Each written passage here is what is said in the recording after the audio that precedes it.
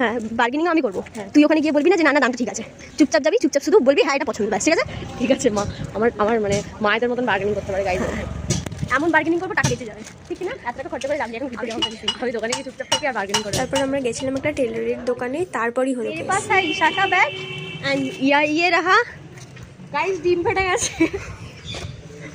ডিম একটা দায়িত্ব দিয়েছি মেয়েটাকে, এই ডিমটা ফাটিয়ে দিয়েছি। সব ক্লিপগুলো অ্যাটাচও করা যায়নি। আমরা যাচ্ছি ওর জন্য, আজকে হচ্ছে সেই দিন সকালবেলা, তাই না বল? হ্যাঁ, আজকে রাতে আমরা, কালকে আমরা এরকম টাইমে আমরা অনেক বেশি এক্সাইটেড।